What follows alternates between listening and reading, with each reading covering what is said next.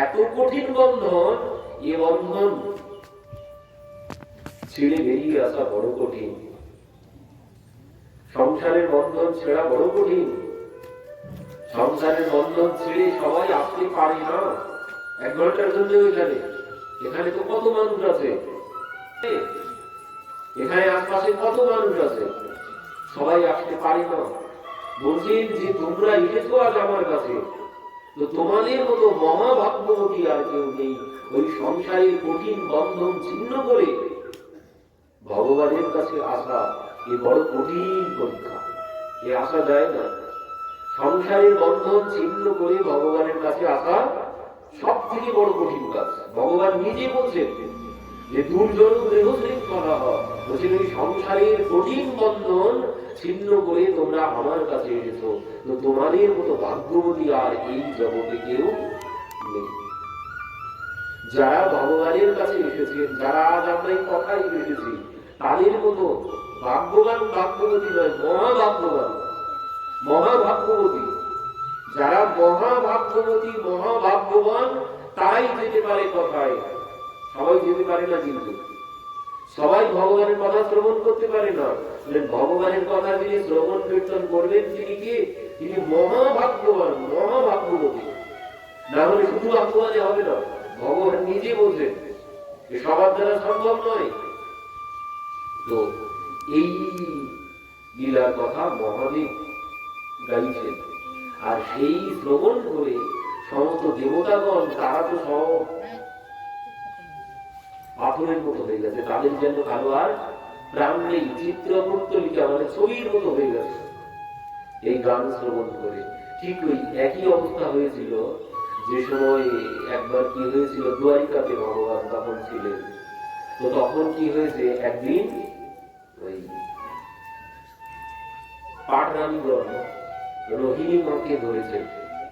রোহিণী মাকে ধরে বলছেন মানে ভগবান ঘুমের মধ্যে হা রাধে হা রাধে হা রাধে বলে ডাকতে থাকেন। ঘুমের মধ্যে ভগবান ঘুমের মধ্যে রাধে রাধে বলে ডাকতে থাকেন, রাধা নাম গাইতে থাকেন।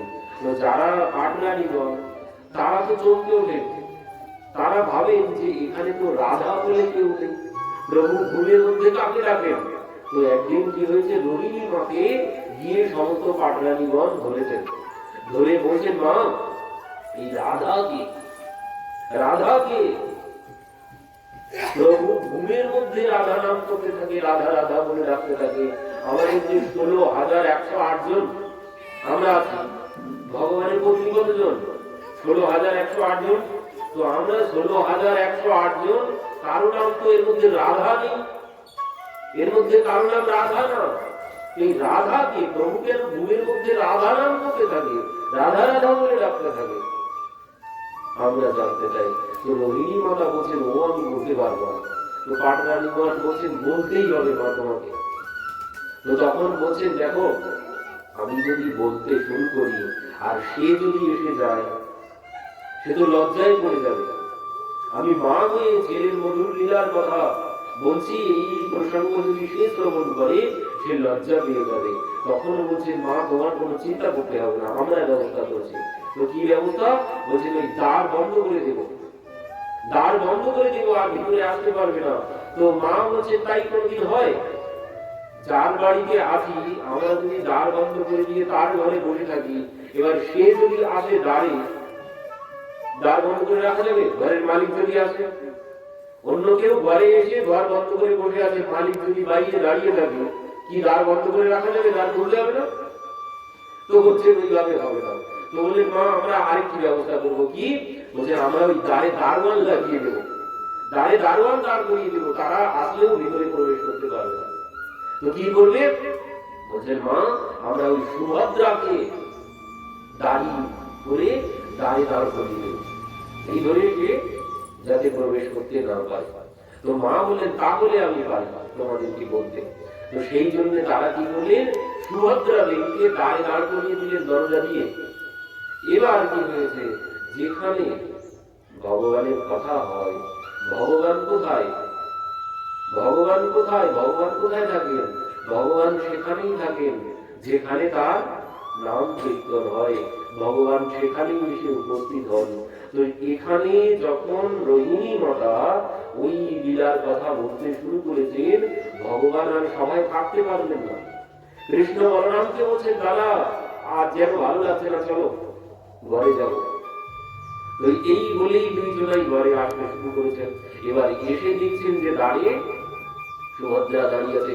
সুভদ্রা, তুই এভাবে দাঁড়িয়ে আছিস কেন? সরে যা, ভিতরে যাবো। সুভদ্রা বলছে, ভিতরে যাওয়া যাবে না। কেন?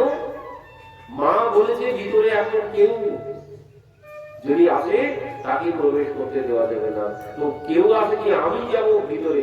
বলে, তোমাকে তো একদমই প্রবেশ করতে দেওয়া যাবে না, মা বলেছে। আমাকে একদমই ভিতরে প্রবেশ করতে দেওয়া যাবে না? কি হচ্ছে ভিতরে? কি হচ্ছে ভিতরে? তখন ভগবান কি করেছেন? ওই তারে কান পেতেছে, দরজার গায়ে কান পেতেছে।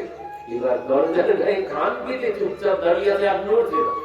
তো বলরামজি ভাবছেন কি ব্যাপার, দাঁড়িয়ে ভাবে কান পেতে চুপচাপ দাঁড়িয়ে আছে, ব্যাপার কি হলো?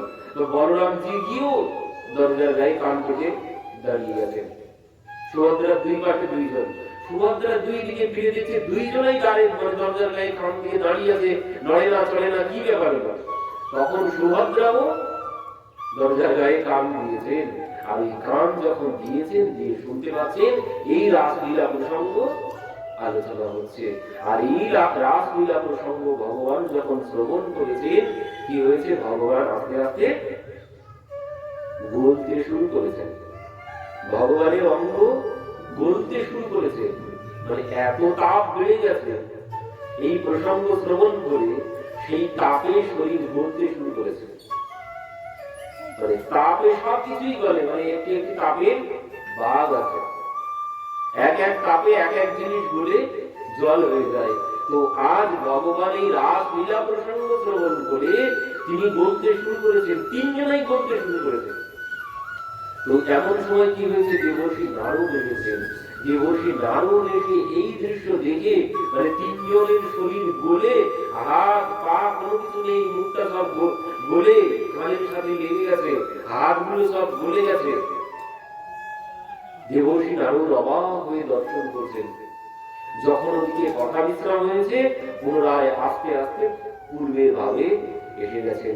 এসেই দেখছেন প্রভু সামনে দেবর্ষি দাঁড়িয়ে আছেন। দেবর্ষি, আপনি এখানে কতক্ষণ? আমি অনেকক্ষণ আছি। প্রভু, এ আমি কি দেখলাম, এ আমি কি দেখলাম?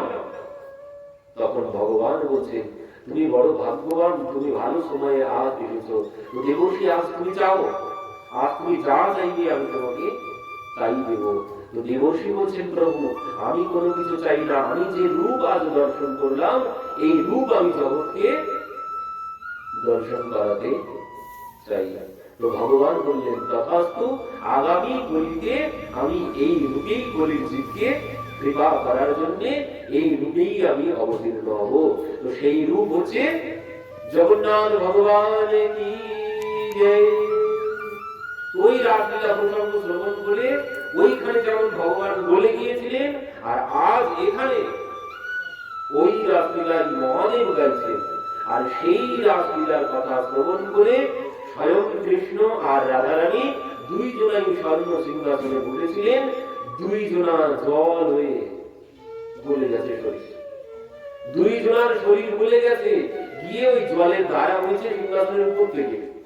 এবার যখন দেবতাগণ হঠাৎ লক্ষ্য করেছেন সিংহাসনে প্রভু নেই, সিংহাসনে প্রভু নেই, হাহাকার বেঁধে গেছে, সব কান্নাকাটি শুরু করেছেন, প্রভু গেল কোথায়, প্রভু গেল কোথায়, সিংহাসন থেকে জলের ধারা এইভাবে কেন বলছে? মহাদেব কি বলছেন, আপনি কৃপা করে গান বিশ্রাম দিন। এবার সেই মহাদেব গান বিশ্রাম দিয়েছেন, দেবতারা তো হাহাকার করতে শুরু করেছেন, প্রভু গেল কোথায়, প্রভু গেল কোথায়। তারপর কি হলো? কিছুক্ষণ পর ওই জলের ভিতর থেকে রাধা গোবিন্দ দুইজনাই আস্তে আস্তে অবতীর্ণ হলেন। তখন সবাই বুঝতে পারলেন যে এই লীলা কিভাবে এমন হলো। তখন প্রভু বললেন যে, দেখো, এই গীত শ্রবণ করে এত মুগ্ধ হয়ে গিয়েছিলাম, তাতে আমরা দুইজন ওই দ্রবময়ী স্বরূপ জল হয়ে গিয়েছিলেন দুইজন। আর সেই জলই হচ্ছে ওই গঙ্গা। সমস্ত দেবতাগণ নাম দিয়েছিলেন ব্রহ্মা আদি মহাদেব আদি সমস্ত দেবতাগণ ওই জলেকে নাম দিয়েছিলেন গঙ্গা। কেন? গোবিন্দ, গোবিন্দেরই স্বরূপ, রাধা গোবিন্দের মিলিত স্বরূপ, মানে দ্রব্যময়ী স্বরূপ হচ্ছে গঙ্গা। তো সেই গঙ্গা পরবর্তীতে কি হয়েছিল, ভগবান এখানে অনেক কথা বলেছিলেন এই গঙ্গার মহিমা। ভগবান নিজে মুখে বলেছিলেন যে এই গঙ্গার মহিমা কি। বলছেন यत्र कणिका स्पर्शे पापिनां ज्ञानसंभवः ब्रह्महत्यादिकं पापं कोटि जन्मार्जितं गहेत्।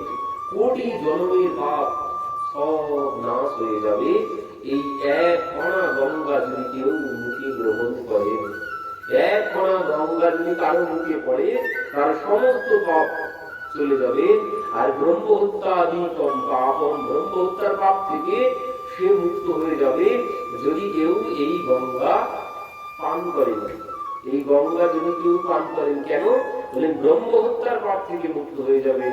কেউ বলছেন যদি কেউ কোনো মূর্খ ব্যক্তি প্রত্যহ এই গঙ্গা এক ফোঁটা করে কেউ যদি পান করেন কিছুদিন ধরে, এক ফোঁটা করে গঙ্গা যদি কেউ পান করতে থাকেন, তো বলছেন তিনি ব্রহ্মজ্ঞানী হয়ে যাবে। তাই সে মূর্খ হোক, মূর্খ হোক, কোনোদিন স্কুলে যায়নি, কিন্তু এই গঙ্গা জল যদি সে প্রত্যেক দিন এক ফোঁটা করে কিছুদিন ধরে পান করতে থাকে, সে ব্রহ্মজ্ঞানী হয়ে যাবে। কেন? কারণ ব্রহ্মই তো। গঙ্গা জল কি? গঙ্গা জল স্বয়ং ব্রহ্ম, স্বয়ং ভগবানই তো। এই জন্য বললেন যদি কেউ এই জল গ্রহণ করে সে ব্রহ্মজ্ঞানী হবে। এই গঙ্গা জলের মহিমা আরো আছে, অনেক গঙ্গা জলের মহিমা বলে শেষ হবে না। তো এই গঙ্গা পরবর্তীতে একদিন কি হয়েছিল, প্রভু একা বসেছিলেন, প্রভু একা বসেছিলেন। তো সেই গঙ্গা মানবী রূপ ধারণ করে প্রভুর বাম পাশে গিয়ে বসেছিলেন। মানবী রূপ ধারণ করে তিনি প্রভুর বাম পাশে গিয়ে বসেছেন। তখন সে সময় প্রিয়াজি মানে রাধারানী সেখানে ছিলেন না। এবার রাধারানী যখন এসেছেন, এসে দেখছেন প্রভুর বাম পাশে কেউ বসে আছে, আর অতীব সুন্দরী, অতীব সুন্দরী। এই দেখেই প্রিয়াজি প্রধান্বিত হয়ে গেছেন। সঙ্গে সঙ্গে কি ব্যাপার, আমার বিনা অনুমতিতে প্রভুর বাম পাশে এসে বসে আছে কে? এর এত বড় সাহস কি করে হলো? সঙ্গে সঙ্গে প্রিয়াজি কি করলেন? প্রিয়াজি অভিশাপ দিয়ে দিলেন। সঙ্গে সঙ্গে প্রিয়াজি অভিশাপ দিলেন। কি বলছেন? প্রিয়াজি অভিশাপ দিলেন, সংগৃহে মাম প্রিয়ম ঋষ্যম গোলকাদ গচ্ছলম ত্যট অন্যথা দেহি ভদ্রম তে ভবিষ্যামি ব্রজেশ্বরঃ। বলছেন এই ব্রজেশ্বরকে ত্যাগ করে তোমাকে ধরাধামে যেতে হবে, এর অন্যথা হবে না। কারণ তুমি আমার বিনা অনুমতিতে প্রভুর বাম পাশে এসে বসেছো। তো এই হচ্ছে আমাদের ভজন, কি আনুগত্যের ভজন, আনুগত্যের ভজন। অনুগত হয়ে ভজন করতে হবে, ইচ্ছা মতো কোনো কিছু করলে হবে না, অপরাধ হবে। ঠিক এইভাবেই লীলা হয়েছিল এই যে তুলসী দেবী। তুলসী দেবীকে আমরা কি করে পেয়েছি? ইনিও বৃন্দাসখী, ইনিও বৃন্দাসখী রাধারানীর অনুপস্থিতিতে ইনিও গিয়ে প্রভুর বাম পাশে বসেছিলেন। আর সঙ্গে সঙ্গে প্রিয়াজি এনাকেও অভিশাপ দিয়েছিলেন, যাও তুমি ধরাধামে গিয়ে জন্মগ্রহণ করো। তো ইনিও ধরাধামে এসেছেন, এইভাবে লীলা হয়েছিল। ইনিও বিনা অনুমতিতে গিয়ে বসেছিলেন প্রভুর বাম পাশে।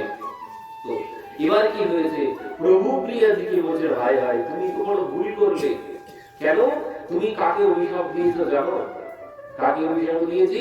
বলছে এ অন্য কেউ নয়, এ অন্য কেউ নয়, তুমি যাকে অভিশাপ দিয়েছো এ তোমার আমার মিলিত স্বরূপ, তোমার আমার মিলিত স্বরূপ গঙ্গা বসেছিল আমার বাম পাশে, আর তুমি তাকে অভিশাপ দিয়ে দিয়েছো। তো প্রিয়াজি বলছেন, প্রভু বলছেন আর তো কিছু করার নেই, গঙ্গা তোমাকে যেতেই হবে ধরাধামে, গঙ্গা তোমাকে যেতেই হবে ধরাধামে। তো গঙ্গা দেবী বলছেন, প্রভু আমি তোমাকে ছেড়ে তো থাকতে পারবো না। কিন্তু প্রভু বললেন, প্রিয়াজি যখন অভিশাপ দিয়েছে তোমাকে ধরাধামে যেতেই হবে। তো এখন কি করবো? ভগবান বললেন, এখন তুমি আমার চরণে আশ্রয় করো, আমার চরণে আশ্রয় গ্রহণ করো। কারণ ভগবানের চরণে যিনি আশ্রয় করবেন তার কোনদিন কোনো অভিশাপ লাগে না। অভিশাপ থেকে মুক্ত হতে গেলে চরণ আশ্রয় করতে হবে। ওই ভগবান যখন সাধাম গিয়েছিলেন, তো যারা যারা ভগবানের চরণে আশ্রয় গ্রহণ করেছিলেন, বজ্রনাভ আদি, তারা সবাই ছিলেন। যারা চরণে ছিলেন একমাত্র তাই রক্ষা পেয়েছিলেন। যদুবংশ যখন সংহার হলো, থাকলো তারা যারা ভগবানের চরণে আশ্রয় নিয়েছিলেন, একমাত্র তারাই ছিল। আর সব ধ্বংস হয়ে গিয়েছিল, কেউ ছিল না, 2-3 জন মাত্র ছিল। বজ্রনাভ আদি, বজ্রনাভ ছিল কেন? ভগবানের চরণে আশ্রয় নিয়েছিল তাই। তো এই জন্যে গঙ্গা দেবীকে বললেন, তুমি এখন আমার চরণে আশ্রয় গ্রহণ করো। তো সেই গঙ্গা দেবী ভগবানের চরণে আশ্রয় গ্রহণ করেছিলেন। বললেন, উপযুক্ত সময় এলে তুমি দ্বারধামে চলে যেও। তো এদিকে তখন দ্বারধামে এলেন কখন? যখন ওই ব্রহ্মা দেখলেন যে ব্রহ্মাণ্ড ছিদ্র হয়ে গেছে, তখনই ওই জল পড়ছে দেখে, মানে ওই জল, ওই গঙ্গা চরণ থেকে পড়ছে দেখে ব্রহ্মা কমণ্ডলকে ধারণ করলেন। পরবর্তীতে ভগীরথ তপস্যা করে ওই গঙ্গা দেবীকে ধরাধামে নিয়ে এলেন। তো আমরা যে গঙ্গা দেবীকে জানি যে ভগবানের চরণামৃত, এ চরণামৃত নয়, এ হচ্ছে স্বয়ং ভগবান রাধা গোবিন্দের মিলিত স্বরূপ গঙ্গা দেবী, অন্য কেউ নয়, কিন্তু কোন চরণামৃত নয়, স্বয়ং রাধা গোবিন্দ হচ্ছেন গঙ্গা দেবী। তো সেই গঙ্গা দেবী আজ হচ্ছে সেই গঙ্গা স্নানের পূর্ণ তিথি। অদ্বৈত প্রভুর মা তিনি আজ স্নান করেছিলেন। মাকে স্নান করানোর জন্য প্রভু সেই গঙ্গা দেবীকে আজ আহ্বান করেছিলেন। তো এই অদ্বৈত প্রভু ইনি শুধু গঙ্গা দেবীকে আহ্বান করেননি, এই অদ্বৈত প্রভু স্বয়ং ভগবানকেও তিনি নামিয়ে নিয়ে এসেছিলেন। এই অদ্বৈত প্রভুর কৃপাতেই আমরা, আমাদের এই কলিযুগ আজ ধন্য হয়েছে। সে শুধুমাত্র এই অদ্বৈত প্রভুর জন্য, শুধুমাত্র অদ্বৈত প্রভুর জন্য আজ ধন্য করি, ধন্য নিতাই চৈতন্য পরম করুণা করি, বিধি অগোচর যে প্রেম অধিকার প্রকাশে জগৎ বলি। বিধির অগোচর যে প্রেম, সেই প্রেম আমরা পেয়েছি এই অদ্বৈত প্রভুর জন্য। তিনি তাকে নামিয়ে এনেছিলেন। মহাপ্রভু নিজে মুখে বলছেন, এসে মহাপ্রভু বলছেন যে দেখো, অদ্বৈত লাগি মোর এই অবতার, মোর কর্ণে আসে বাজি নাড়ার অহংকার। মহাপ্রভু বলছেন যে দেখো, অদ্বৈত লাগি মোর এই অবতার, অদ্বৈতের জন্যই আমি এই অবতার ধারণ করেছি। তিনি আমাকে নামিয়ে এনেছেন। মহাপ্রভু বলছেন, সুতিয়া ছিল মুই ক্ষীরদ সাগরে, সে ঘুম ভাঙিল মোর নাড়ার অহংকারী। অদ্বৈত প্রভু ডেকে নামিয়ে এনেছেন। কিভাবে ডাকতেন? বলছেন হুঙ্কার করে, হুঙ্কার করে ডাকতেন। আর সেই হুঙ্কারে কি হয়েছে? সেই গোলক ধাম কেঁপে উঠত। সেদিন যেমন ভূমিকম্পে কেঁপে উঠেছিল পৃথিবী, ঠিক ওইভাবে গোলক ধাম কেঁপে উঠত অদ্বৈত প্রভুর হুঙ্কারে। অদ্বৈত হুঙ্কারে শুনে ধরিয়ে দিয়ে আইলা নাগর রাজ। অদ্বৈত প্রভু এমন হুঙ্কার করে ডাক দিতেন, সেই হুঙ্কারে গোলক ধাম কেঁপে উঠত। একদিন প্রিয়াজি বলছেন, কি ব্যাপার? ভূমিকম্প হয় শুনেছি ধরা ধামে, পৃথিবী লোকে, আমাদের গোলক ধামে ভূমিকম্প হচ্ছে কেন? প্রভু বলছেন, দেখো, আমার ভক্ত আমাকে ডাক দিয়েছে, এই জন্য আমাদের ধাম কেঁপে উঠছে। তো সেই গোলক ধাম তিনি নাড়িয়ে দিয়েছিলেন, এই জন্য তার নাম হয়েছিল নাড়া। নাড়ার হুঙ্কারে, সেই নাড়ার হুঙ্কারে তিনি নড়ে উঠেছিল, সিংহাসন নড়ে উঠেছিল, তাই মহাপ্রভু তার নাম দিয়েছিলেন নাড়া। এই অদ্বৈত প্রভু, তার জন্যই আজ আমরা প্রভুকে পেয়েছি। আমরা এত ভাগ্যবান হয়েছি অন্যান্য যুগের থেকে। এই কলিযুগ ধন্য কেন? সত্য ত্রেতা দ্বাপর ধন্য নয়, সত্য ত্রেতা দ্বাপর ধন্য নয়, ধন্য হচ্ছে এই কলিযুগ। এই কলিযুগ ধন্য কেন? এই কলিযুগ, এই কলিযুগেই আমরা ভগবানকে পেয়েছি। ওই অদ্বৈত প্রভু যেমন মহাবিষ্ণু আর মহাদেব একত্রিত হয়ে অদ্বৈত প্রভু রূপে এসেছেন, ঠিক যেমন ভাবে ওই রাধা আর গোবিন্দ যেমন গঙ্গা রূপ লাভ ধারণ করলেন, রাধা গোবিন্দ মিলিত হয়ে গঙ্গা রূপ ধারণ করলেন, ঠিক তেমন ভাবে আরো একটি রূপ ধারণ করলেন, যে রাধা গোবিন্দ দুই জনা একসাথে কলিপাবন অবতার চৈতন্য মহাপ্রভু কি জয়। চৈতন্য মহাপ্রভু রূপে অবতীর্ণ হয়েছিলেন রাধা গোবিন্দ। বলছেন কি, বাহিরে সুপণ্ডিত, বাহিরে সুপণ্ডিত সাত্বিক ভাবেতে ভোর, ভিতর খুঁজিলে দেখিতে পাইবে এ বড় দারুণ চোর।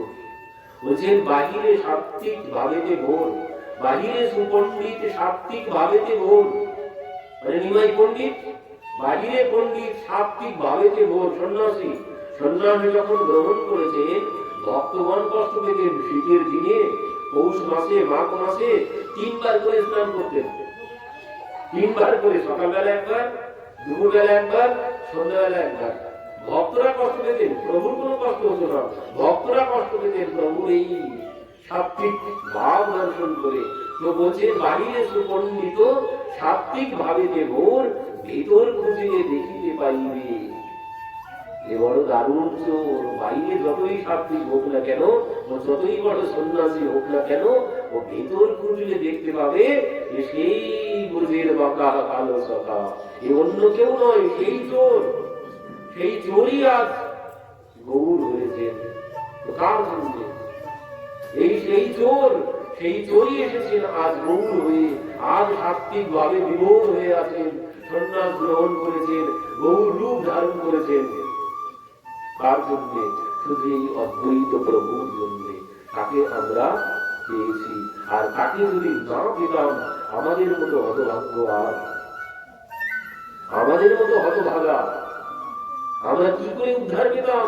অদ্বৈত প্রভু এসে দেখছেন যখন এই অবস্থা, আমাদের কলির জীবের অবস্থা, বিষয়ে নিমগ্ন লোক দেখি কৃষ্ণ বহির্মুখ।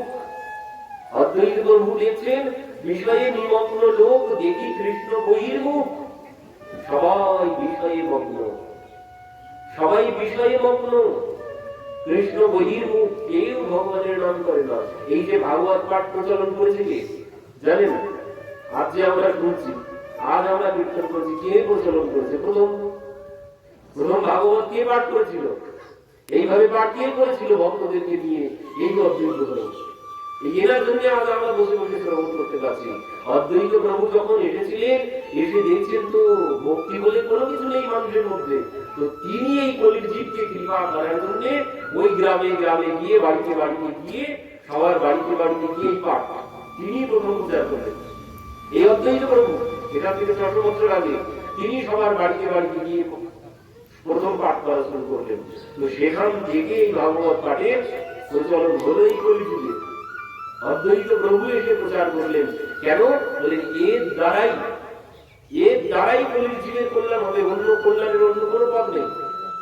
কলির জীবের অন্য কল্যাণের কোনো পথ নেই।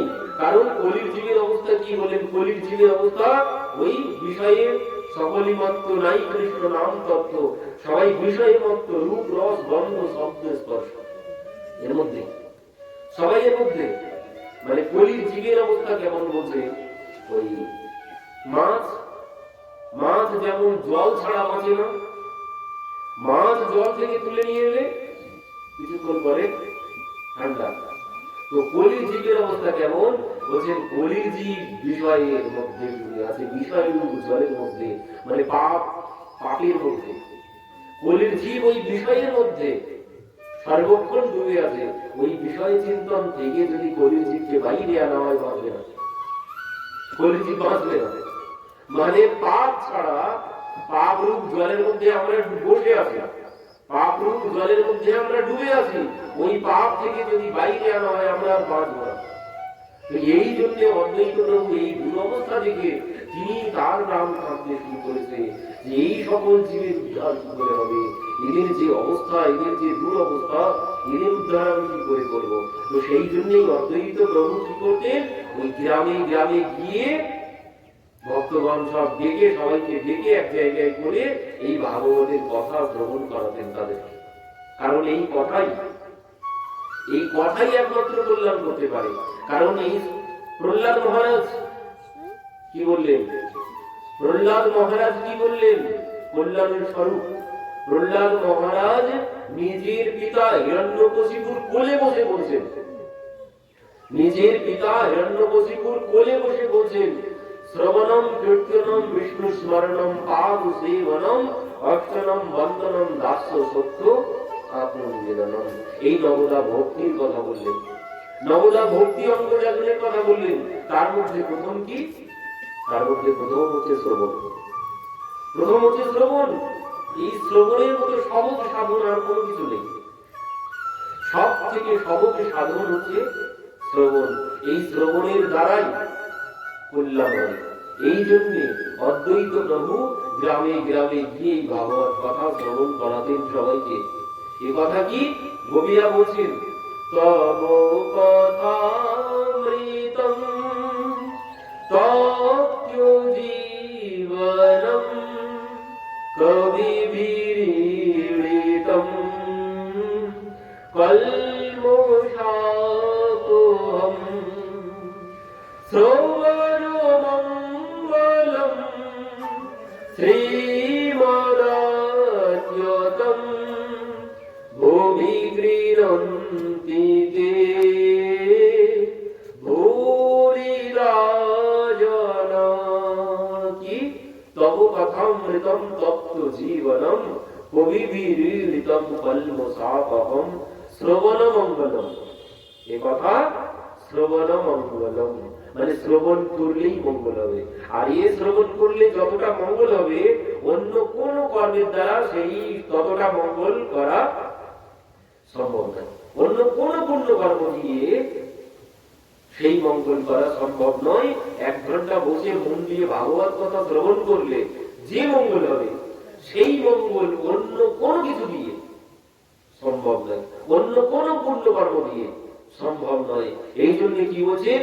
কেচিৎ কেবলয়া ভক্তা বাসুদেব পরায়ণ অহং ধনবন্তি কাস্তেন নিহারোমি ভাস্কর।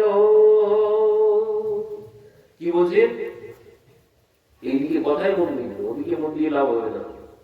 কথায় মন দিন যদি কল্যাণ করতে চান, নিজের যদি কল্যাণ চান। কি বলছেন দেখুন, কেচিৎ কেবলয়া ভক্তা বাসুদেব পরায়ণ অঘম ধুলবন্তি কাস্তেন নিহারোমিব ভাস্কর। বলছেন আমরা পুণ্য কর্ম করি কিসের জন্য? পুণ্য কর্ম ছাড়া কিন্তু মানুষ বাঁচে না। পুণ্য যেই ক্ষয় হয়ে যাবে আর কিন্তু বাঁচবো না। পুণ্য ক্ষয় হয়ে গেলেই নানান রকম আপদ বিপদ আসতেই থাকবে। পুণ্য যখন ক্ষয় হবে, বিপদের পর বিপদ আসতেই থাকবে। তো পুণ্য চাই, বাঁচতে গেলে পুণ্য চাই, সর্বক্ষণ পুণ্য সঞ্চয় করতে হবে। পুণ্য না থাকলে আপদ বিপদ আসতেই থাকবে। এই জন্য বলছে যত প্রকারের পুণ্য কর্ম আছে, যত প্রকারের পুণ্য কর্ম আছে, সেই কর্ম দিয়ে ততটা লাভ করা যাবে না।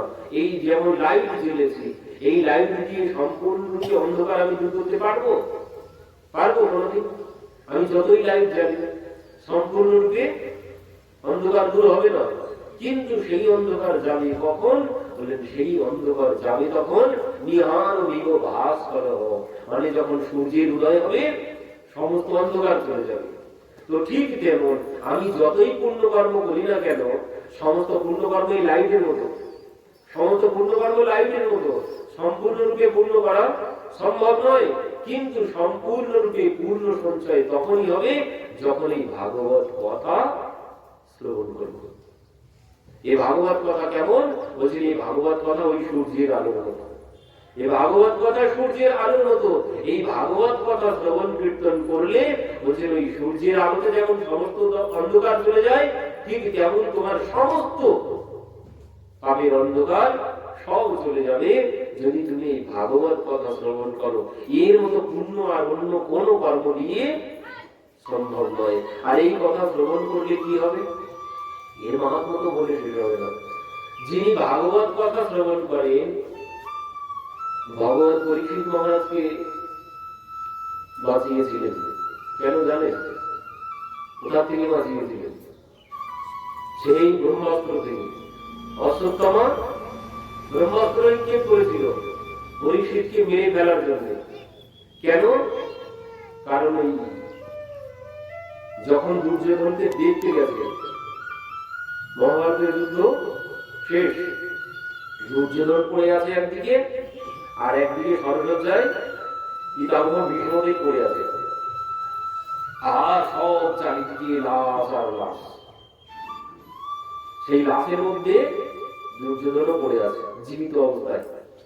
তো সেই অবস্থার মধ্যে কি হয়েছে, যখন অশ্বত্থামা আর দুইজন ছিল, তিনজন গিয়েছিলেন দেখতে দুর্যোধনকে। তো দুর্যোধন তো উলুভঙ্গ অবস্থায় পড়ে আছে, এবার সেই মৃত লাশ পড়ে আছে সব কুরুক্ষেত্রের ময়দানে। তো সেখানে কি হয়েছে, শিয়াল কুকুরে লাশ কি করে, শিয়াল কুকুরে ছিঁড়ে খায়।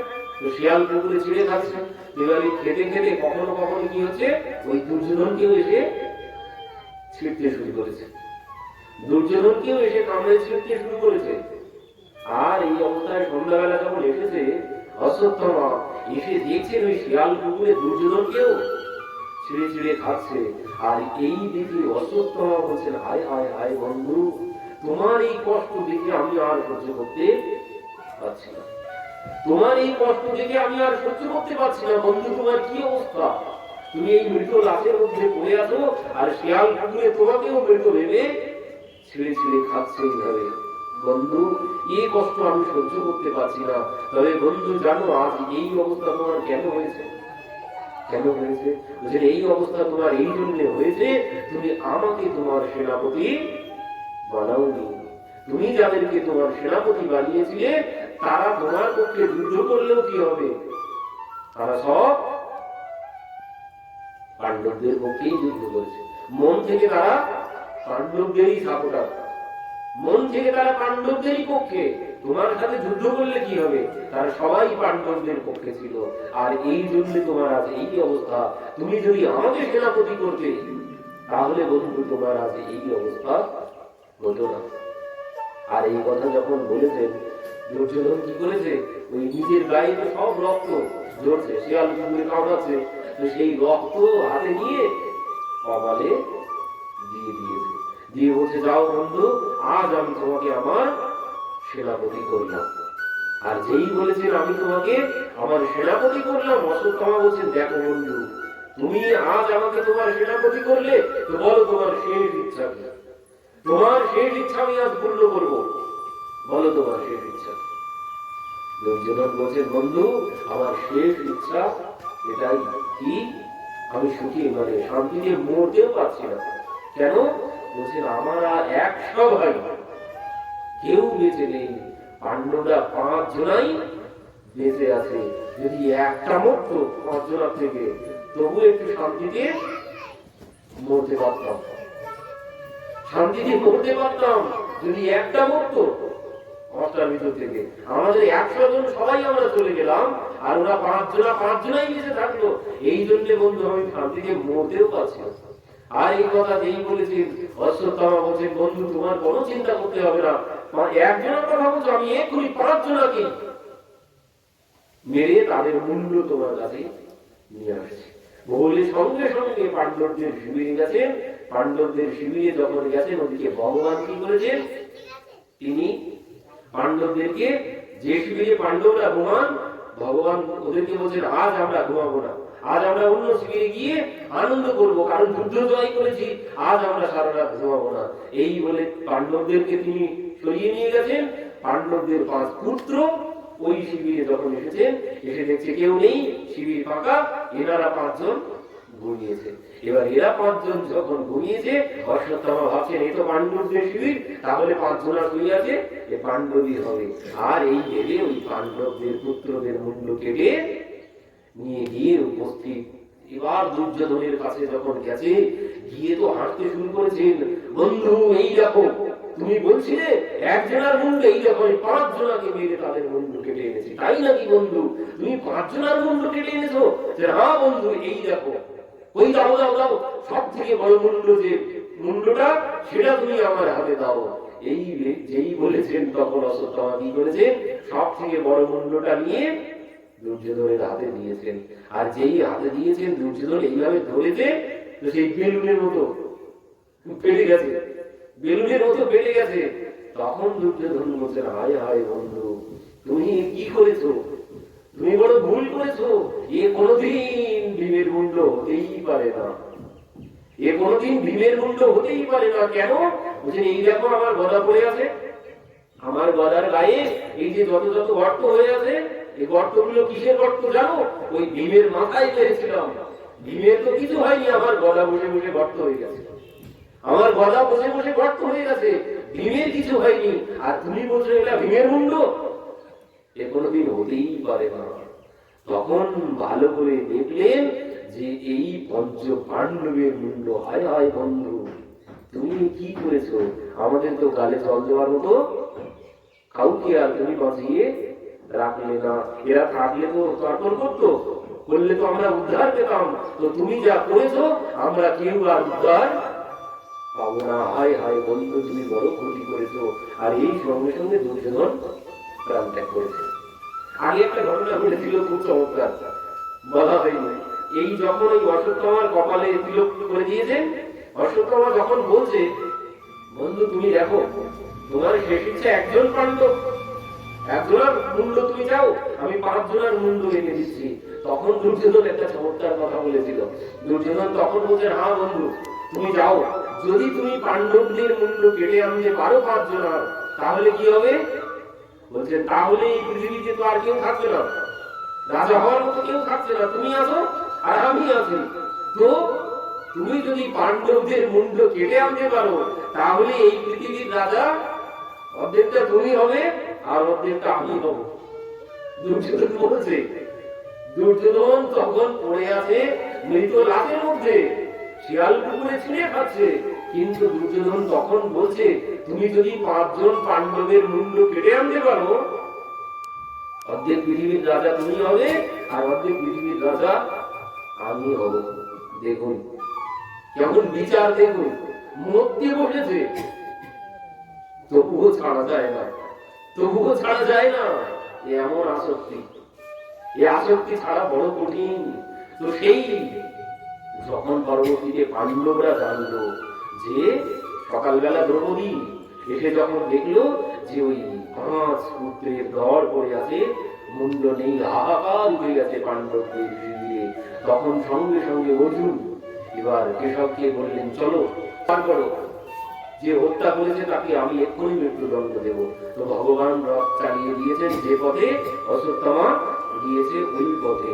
এবার ওই যেতে যেতে দেখলেন অশ্বত্থামা পালাচ্ছেন, ভগবান বলছেন, ওই যে তোমার পুত্রদের হত্যাকারী যাচ্ছে, ওকে হত্যা করো। সঙ্গে সঙ্গে অর্জুন কি করেছেন, রথ থেকে নেমে, হত্যা তো করেনি, অশ্বত্থামাকে হাতে পায়ে দড়ি বেঁধে রথের মধ্যে নিয়ে গেছেন, এনে বাড়িতে নিয়ে গেছে। বলছেন, আমরা শিবিরে গিয়ে দ্রৌপদীর সম্মুখে একে দণ্ড দেব, দ্রৌপদীর সম্মুখে দণ্ড দেব। তুমি এনেছেন। এবার এনে কি হলো, দ্রৌপদী তো দর্শন করার সাথে সাথে দ্রৌপদী যখন দেখছে যে অশ্বত্থামাকে এইভাবে বেঁধে এনেছেন, দ্রৌপদী বলছেন, মুচ্যতম মুচ্যতম এসো, এক্ষুনি একে ছেড়ে দাও, ব্রহ্ম বন্ধুর নাহন্তে প্রিয়। বলছেন, একে হত্যা করা যায় না। মুচ্যতম মুচ্যতম এসো ব্রহ্মের নিতরম গুরু, যে ব্রাহ্মণকে কোনদিন হত্যা করা যায় না, গুরুপুত্রকে কোনদিন হত্যা করা যায় না, একে ছেড়ে দাও। আর যেই বলেছে ছেড়ে দাও, ধর্মরাজও বলছেন, হ্যাঁ দ্রৌপদী ঠিক বলেছে, ছেড়ে দাও। ভীম বলছেন, সে কি করে হবে? অর্জুন বলছেন, আমি প্রতিজ্ঞা করেছি, আমার প্রতিজ্ঞার কি হবে? এদিকে দ্রৌপদী বলছেন, ছেড়ে দাও। অর্জুন বলছেন, আমি তো অর্জুন প্রতিজ্ঞা করেছিলেন আমি তাকে হত্যা করবো, যে আমাদের পুত্রকে হত্যা করেছে। অর্জুন বলছেন, আমি ক্ষত্রিয়, আমার প্রতিজ্ঞার কি হবে? ধর্মরাজ বলছেন, না, ওকে ছেড়ে দাও। কারণ দ্রৌপদী বলছেন, এমন দ্রৌপদীর চরিত্র, এমন চরিত্র পাওয়া যাবে না, এমন চরিত্র পাওয়া যাবে না যার 5 সন্তান কেউ বেঁচে নেই, 5 সন্তান একটাও বেঁচে নেই, আর সেই দ্রৌপদী বলছেন একে ছেড়ে দাও। কেন? বলছেন, এ তো গুরুপুত্র, এ এ তো গুরুপুত্র, আর এর মাকে দেখার মতো আর কেউ নেই। এর মাকে দেখবে কে? তোমরা যদি ওকে বধ করো, ওর মাকে কে দেখবে? তো তোমরা একে ছেড়ে দাও। তো ভগবান অত্যন্ত প্রসন্ন হয়েছিলেন দ্রৌপদীর এই কথা শ্রবণ করে। কোনদিন সম্ভব? সম্ভব নয়। তো দ্রৌপদীর এই কথা শ্রবণ করে ভগবান নিজের নাম দ্রৌপদীকে দিয়ে দিয়েছিলেন। দ্রৌপদীর এক নাম কি? কৃষ্ণ। কেন? ভগবান প্রসন্ন হয়ে ওই নাম দিয়ে দিয়েছিলেন যে আজ থেকে তুমি কৃষ্ণ, আমি কৃষ্ণ আর তুমি কৃষ্ণ। কারণ এমন গুণ পাওয়া যাবে না কারোর মধ্যে। যার 5 পুত্রকে হত্যা করেছে, সেই হত্যাকারীকে তিনি বলছেন ছেড়ে দাও। ভগবান অত্যন্ত প্রসন্ন হয়েছিলেন। তো এবার অর্জুন সমস্যায় পড়ে গেছে। ক্ষত্রিয় প্রতিজ্ঞা যদি চলে যায়, প্রাণ চলে যাওয়ার সময়, তো এখন কি হবে? তখন ভগবানের কাছে গিয়ে বলেছেন এখন কি করব? ভগবান বলেন আমি তো আগেই তোমাকে বলেছিলাম, পথে যখন দেখেছিলাম আমি তখনই তোমাকে হত্যা করতে বলেছিলাম, তুমি আমার কথা শোনোনি। এবার তুমি বোঝো তুমি কি করবে। তখন বললেন না তুমি বলো এখন কি করবো। তো পরবর্তীতে বললেন যে দেখো, ব্রাহ্মণ বন্ধুর নাহন্ত্যব্য আত তাই বধার ঘন। বলছেন ব্রাহ্মণকে হত্যা করা যায় না, আবার আত তাই বধার ঘন। ভগবান বলছেন ব্রাহ্মণকে হত্যা করা যায় না, আর যিনি আততায়ী মানে যে এত বড় পাপ কর্ম করেছে তাকেও আবার ছেড়ে দেওয়া যায় না। অর্জুন বলছেন এই কি কথা বলছো? একবার বলছো ব্রাহ্মণকে হত্যা করা যাবে না, আবার বলছে একে ছাড়াও যাবে না, একে ছাড়াও যাবে না, এখন করবো কি? অর্জুন বলছেন তুমি তো আরো বড় সমস্যার মধ্যে ফেলে দিলে। ভগবানকে সমাধানের জন্য বললেন, তো ভগবান বলছেন ব্রাহ্মণকে হত্যা করা যায় না, গুরুপুত্র তাকে হত্যা করা যায় না। দ্রৌপদী ঠিকই বলেছে, কিন্তু আবার আততায়ী বধার ঘন, আততায়ীকে আবার ছাড়াও যায় না, হত্যা করতে হবে। এই কথা শুনে তো অর্জুনের মাথা খারাপ হয়ে গেছে। কি বলছো তুমি? তুমি যেমন টেরা তোমার কথাবার্তাও সব বেকার, তুমি যেমন বাঁকা তোমার কথাবার্তাও সব বাঁকা। তখন ভগবান বললেন যে দেখো এই সমস্যায় পড়লে কি করতে হবে, যখন আমি তোমাকে কুরুক্ষেত্রের ময়দানে গীতার জ্ঞান দিয়েছিলাম, তখন আমি এই জ্ঞান তোমাকে দিয়েছিলাম, মনে করে দেখো। সঙ্গে সঙ্গে অর্জুন সেই পুরানো কথা মনে করে সিদ্ধান্ত পেয়ে গেলেন। কি সিদ্ধান্ত পেলেন? সেখানে ভগবান বলেছিলেন যে ওই সম্মানীয় ব্যক্তিকে প্রাণে মারার থেকে তাকে বধ করা বেশি শাস্তি দেওয়া হয় কখন? তার সম্মান নষ্ট করলে। সম্মানীয় ব্যক্তি তাকে হত্যা করার থেকে বলছেন তার সম্মান নষ্ট করলে হত্যার থেকেও বড় শাস্তি দেওয়া তাকে হয়। তো এই কথা অর্জুন মনে করে কি করেছেন, সঙ্গে সঙ্গে অশ্বত্থামার মাথায় ছিল মণি, সেই মণি নিয়ে অশ্বত্থামাকে ছেড়ে দিয়েছে। আর যেই অশ্বত্থামাকে এইভাবে ছেড়ে দিয়েছে অপমান করে, ঘাড় ধাক্কা দিয়ে বার করে দিয়েছে সবার সম্মুখ থেকে, অশ্বত্থামা তো সেই মানে সেই আহত সর্পের মতো ফসফস করতে করতে বেরিয়ে গেছে। গিয়ে এবার অশ্বত্থামা ভাবছেন এই মানে এই যে আমাকে অপমান করলো এর প্রতিশোধ আমি নেব। তো এর প্রতিশোধ আমি নেব কিভাবে? 5 জনকে তো আগে শেষ করেই ফেলেছি, এবার এখানে এসে অশ্বত্থামা জানতে পেরেছে শিবিরে এসে যে ওই উত্তরা মাতা তিনি গর্ভবতী, উত্তরা গর্ভবতী। এই জেনে অশ্বত্থামা কি করেছে, ওই ব্রহ্মাস্ত্র নিক্ষেপ করেছেন ওই গর্ভের সন্তানকে হত্যা করার জন্য। আর যেই গর্ভের সন্তানকে হত্যা করার জন্য ব্রহ্মাস্ত্র নিক্ষেপ করেছেন, সঙ্গে সঙ্গে উত্তরা দেবী দর্শন করলেন যে যেন একটা অগ্নিপিণ্ড তার দিকে এগিয়ে আসছে। সঙ্গে সঙ্গে উত্তরা দেবী আর কোনো দেরি না করে ভগবানের চরণে গিয়ে শরণাপন্ন হয়েছেন। পাহি পাহি মহাযোগী দেব দেব জগৎপতি, বলছেন হে জগৎপতি তুমি আমাকে রক্ষা করো, আমি তোমার শরণাগত। এই কথা যেই বলেছেন ভগবান বুঝতে পারলেন যে অশ্বত্থামা ব্রহ্মাস্ত্র নিক্ষেপ করেছে। ভগবান কি করলেন, তখন ওই সূক্ষ্ম রূপ ধারণ করে উত্তরা মায়ের গর্ভের মধ্যে প্রবেশ করলেন। প্রবেশ করে ওই ব্রহ্মাস্ত্র থেকে পরীক্ষিত মহারাজকে রক্ষা করলেন। উত্তরা মায়ের গর্ভে ছিলেন পরীক্ষিত মহারাজ। তো সেই পরীক্ষিত মহারাজকে ভগবান গর্ভের মধ্যে গিয়ে রক্ষা করেছেন। কেন রক্ষা করেছেন? কারণ এই গর্ভের মধ্যে বলা হচ্ছে, কপিল ভগবান বর্ণনা করেছেন, গর্ভের যে অবস্থা বলছেন নরকেও সেই কষ্ট নেই। গর্ভের মধ্যে যে যন্ত্রণা ভোগ করতে হয়, গর্ভের মধ্যে যে যন্ত্রণা 10 মাস 10 দিন ভোগ করতে হয়, যে নরকেও অমন কষ্ট নেই। নরকে গিয়ে অমন কষ্ট ভোগ করতে হয় না, গর্ভের মধ্যে যে কষ্ট।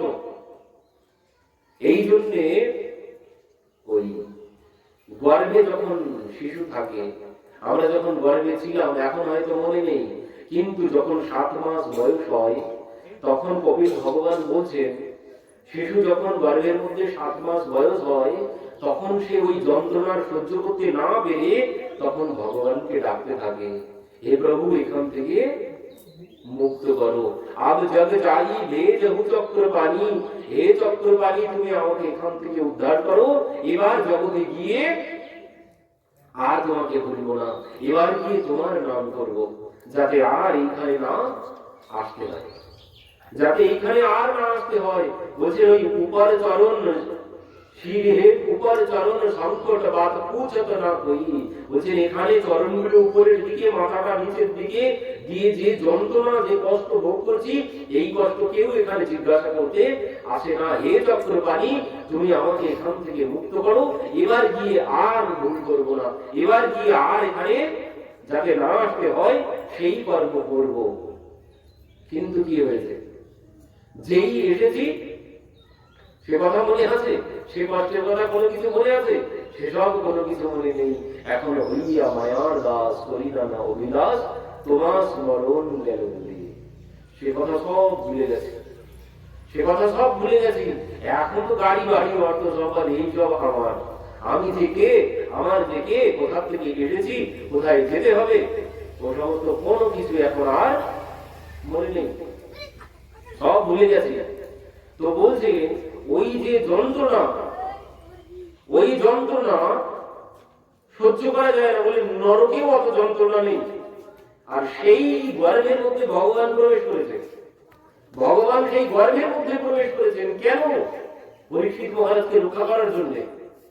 পরীক্ষিত মহারাজকে রক্ষা করার জন্য সেই গর্ভের মধ্যে ভগবান প্রবেশ করেছেন। কেন রক্ষা করার জন্য প্রবেশ করেছেন? কারণ ভগবান জানেন যে ইনি আমার পরবর্তীতে আমার কথার প্রধান শ্রোতা হবেন, ইনি আমার কথার প্রধান শ্রোতা হবেন। এনাকে দিয়েই জগতে এই ভাগবত কথার প্রচার হবে। এই জন্যে ভগবান তাকে রক্ষা করেছেন। পরীক্ষিত মহারাজকে এই জন্য রক্ষা করেছেন যে পরীক্ষিত হবে এই কথার প্রধান শ্রোতা। তো এই জন্য বলছেন যিনি এই কথার শ্রোতা হবেন, ভগবান তাকে এইভাবেই রক্ষা করবেন। তাই সে যত কঠিন পরিস্থিতিতে থাকুক না কেন, যিনি ভাগবত কথার শ্রোতা হবেন, ভগবান তাকে সমস্ত বিপদ থেকে রক্ষা করবেন। ভগবান তাকে সমস্ত বিপদ থেকে রক্ষা করবেন যিনি এই ভাগবত কথার শ্রোতা হবেন। এই কথা কিন্তু অত সহজে শোনা যায় না।